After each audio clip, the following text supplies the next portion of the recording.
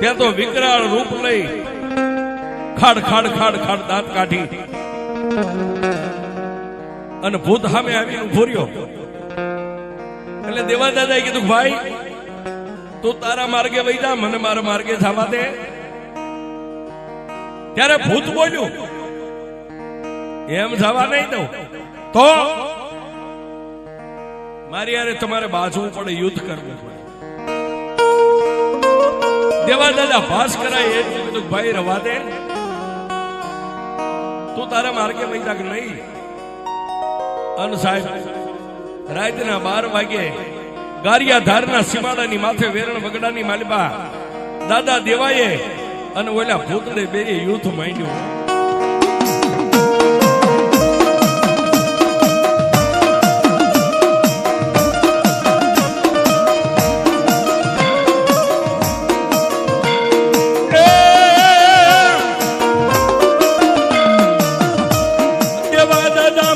વિચાર કરે, મારી મુંજભરી મેલડીને યાદ કરે.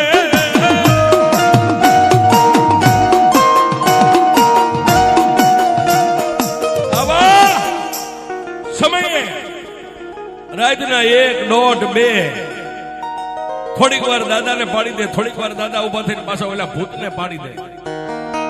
આમ કરતા કરતા 3 વાગ્યાનો સમય બન્યો અને આવડા ભૂતનો સોટલો દાદાના હાથમાં આવી ગયો. એટલે દાદાએ સોટલો કાપી લીધો. ભૂત 2 હાથ જોડી ઢીસણ વાળી અને દેવા દાદાને વશ થઈ ગયો. દાદા મને મારો ચોટલો આપી દો. કે એમ તને ચોટલો ન મળે તો તેથી દેવા દાદાએ કીધું, મારે દીકરો નથી, તું મારો દીકરો બની અને હું સીધું ઈ કામ કર, હાલ મારી હારે. ત્યારે ભૂતે એટલું કીધું, દાદા રવા દ્યો. નહીં, તું હમણાં મને કહેતો ને કે લેતા જાઓ, હાલ મારે તને લઈ જાવ.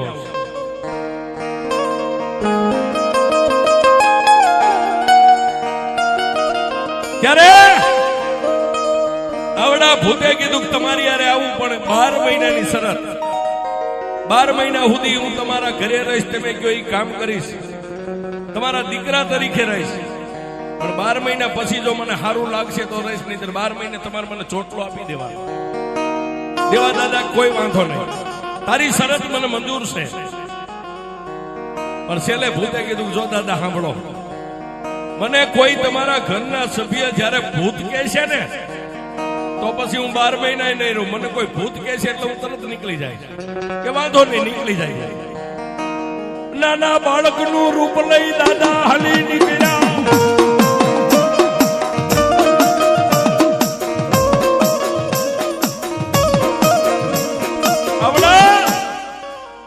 નાના બાળકનું લઈ રૂપ લઈ અને મોર દાદાને વાહ્યા ભૂતડો ક્યાંય રૂપાવટીની માલિપા દી ઉગ્યો ત્યાં પોગી ગયા.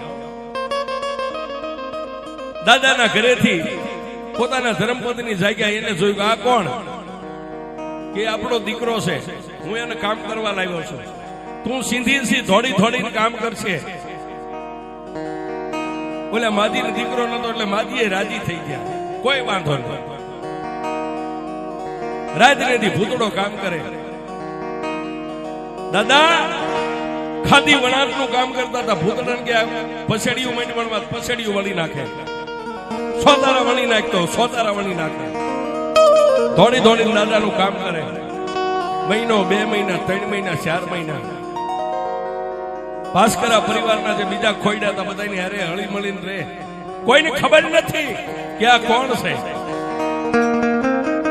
આડોશી પાડોશી ગામના માણસો અરે હારું વ્રતમાન કરે, જે સિંધે થોડી થોડીને કામ કરે. આમ કરતા કરતા 7, 8, 9, 10, 11 અને 12મો મહિનો બેહી ગયો છે. 12મો મહિનો બેહી ગયો. દેવા દાદા મનમાં વિચાર કરે, 12 મહિના એને મને દીકરા ઘોડે કામ કરીને આપ્યું છે. લાવીને આઠમના મારી માતાના નિવેદ કરું, ધારે આને કઈક નિવેદ આપું એ રાજી થાય. દાદાએ કામ સીંધ્યું, હું આવું તો આટલી પસેડીઓ બની નાખજે, કોઈ વાંધો નહીં. દાદા પાછી નવરાત્રીના દિવસો બે ગયા એટલે ઈના ઈ ગારિયાધારની માલિબા નિવેદ લેવા માટે ગયા. અને આ બાજુ ભૂતડાને એમ થઈ ગયું કે મને કોઈ ભૂત કહેતો નથી, મને દીકરા તરીકે માને છે, પણ મારે અહીંથી નીકળવું કેમ? એટલે પસેડી વણતો જે દોરાના ત્રાગડા લાંબા કરેલા હોય ને એમાંથી એક દોરાનો ત્રાગડો એને તોડી નાખ્યો.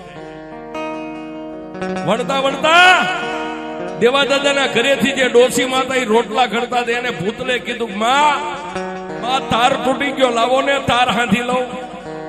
હાથમાં રોટલો એટલે માજી ઉભા ન થયા. પછી આને બેઠા બેઠા હાથને લાંબા કર્યા 8 ફૂટ. અને ડોસીમાં રોટલો ઘડતા ઘડતા તાવડીમાં રોટલો નાખીને આવીને આમ જોયું, 8 ફૂટ જેના હાથ લાંબા. અને ડોસીમાંથી એટલું બોલાઈ ગયું, અરે મારા બાપ, આ તો કોઈ ભૂતડો છે.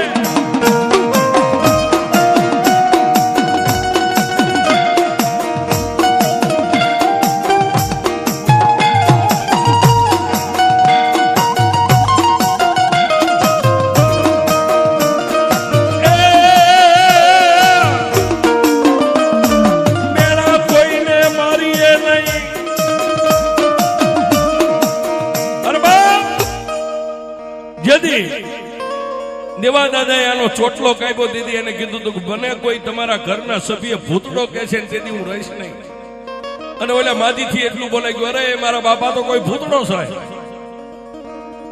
વણતો વણતો બધું કામ ફળતું મેકી અને ડોસીમાં સામે જઈ દેવા દાદાના ધર્મપત્ની સામે જોઈ, બે હાથ જોડીને કીધું, માડી તમે મને અત્યાર સુધી દીકરા તરીકે રાખ્યો છે, મને બહુ ખવાયું, બહુ હાંચ્યું, પણ જેથી મારા દાદાએ